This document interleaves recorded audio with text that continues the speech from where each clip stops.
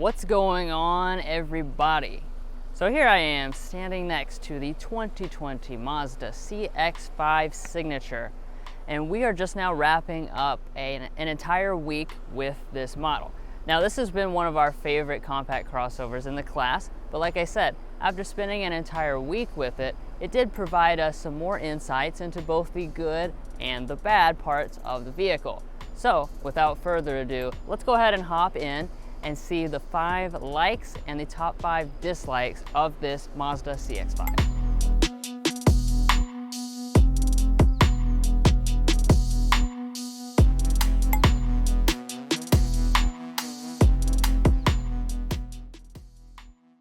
So we're positive people, so let's start out with the likes.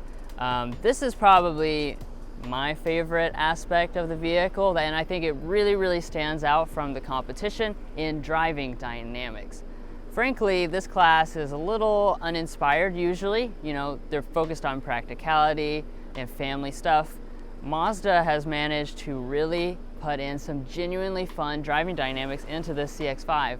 When we were coming out here, we were on a country road, and it genuinely is a lot of fun taking the turns. There's almost no body roll. It's really just exceptional and just stands so far above the other competitors that it's really, frankly, amazing.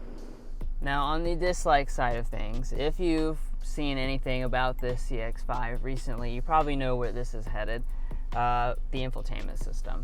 Now, Mazda does have a new infotainment system that's in the Mazda 3 and the CX-30, and that's a pretty nice system, but this CX-5 still has the older style system. That does mean it's got older graphics, the screen is pretty small, the performance is lackluster, it is a little bit slow. We have had some performance issues as far as Android Auto and Bluetooth, and there's instances where it just takes a long time to boot up when you first start up, and your music won't play for like a whole minute or more. And then the navigation system is also not very good built in, so you're definitely going to want to use Android Auto or Apple CarPlay most of the time.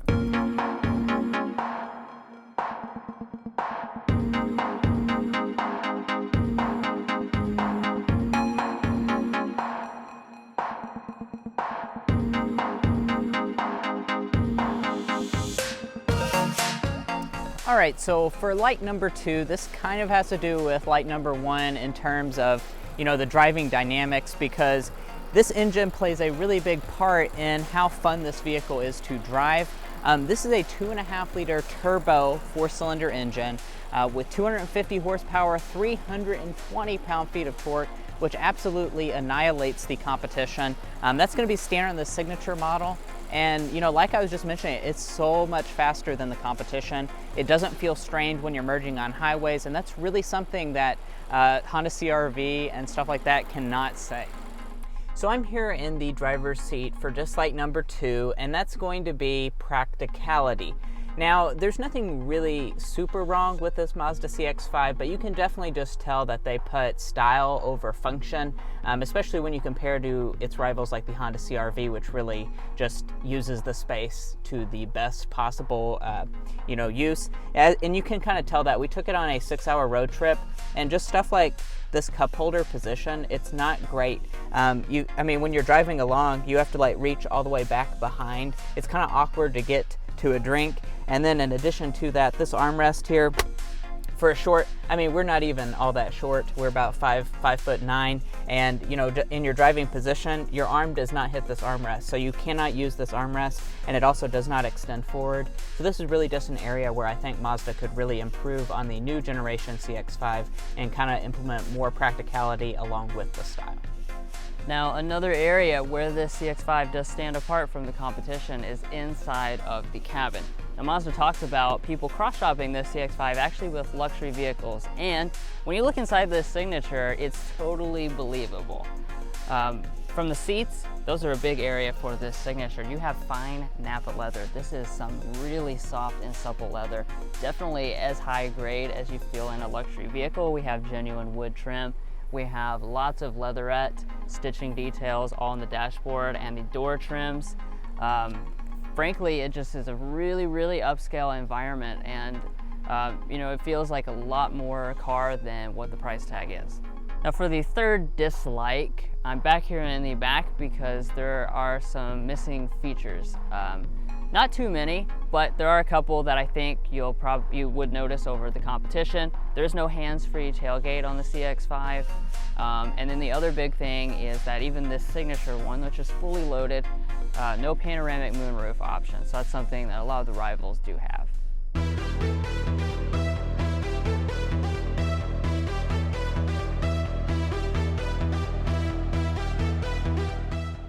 So light number 4, just look at it. It's going to be the style for this CX-5. You know, there is not very many vehicles in this segment that, you know, I'd be happy to drive, and this has got to be one of them just because it looks so premium. It looks really good.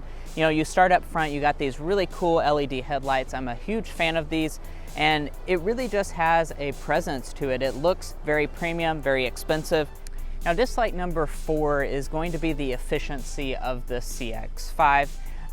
You know, as you would expect, that powerful engine and all those really good driving dynamics do kind of cost you a little bit more at the pump than some of the rivals. This Signature all-wheel drive, so the turbo engine with the all-wheel drive, is rated at 24 miles a gallon combined. That's about what we were getting over our 500 miles of testing this. And then if you go for that base engine with all-wheel drive, that's 26, and that's going to lag quite a bit behind some of the competitors like the CR-V and Toyota RAV4. So that's just something to keep in mind when you're shopping between the two. And my last big like for this CX-5 is just the overall build quality and solidity. We talked about this in the main full review, but everything in here actually has a feeling of luxury, like a German luxury vehicle, in the structure and the way that everything feels like it's made of one big piece. And then you also have the general build quality inside of the cabin. There are no panel gaps at all. Everything that you touch feels really solid behind it. You know, these are things that a lot of the competition, they don't spend the money on that type of stuff. But I do notice when you get into these, this vehicle and those back to back. And our final dislike is probably one of the most annoying things of having this vehicle for a week, because it just doesn't make a lot of sense. And that's the 360-degree camera system on this Signature model. That sounds like that should be a big benefit, but I'll show you what happens. Okay, so I just went into reverse. The default here is a regular camera for some reason. Also, I have no active trajectory with this angle. So if I want the 360 view, I've got to press down again, and then that launches into the 360 view. So that's an extra step I didn't want to take. Now, there's also a separate problem, and that's the fact that the resolution on this camera is really, really, really low. You know, basically, like, if you're gonna do a 360 camera, I just feel like it should have been better done. It doesn't make very much sense how they implemented it here. So CX-5 Signature 7 days later, do we still like it? I think the answer to that is pretty apparent after watching our full review and, you know, this top 5 likes and dislikes video. This CX-5 is really a phenomenal crossover, especially for its price point. You're really not going to find anything that the rivals offer. You're going to have a more powerful engine. You're going to have a way more luxurious interior that truly feels like a luxury vehicle. And over 7 days, I have to say, I really love this crossover and wouldn't even mind owning one. But anyway, that's going to conclude this top 5 likes and dislikes video for this CX-5. Now, if you'd like to go check out that full review, we have a link provided in the description, or any of our other content. We have about 500 or 600 videos on our channel, so be sure to check that out and subscribe, and we'll catch you next time as we sample more of the latest automotive delicacies.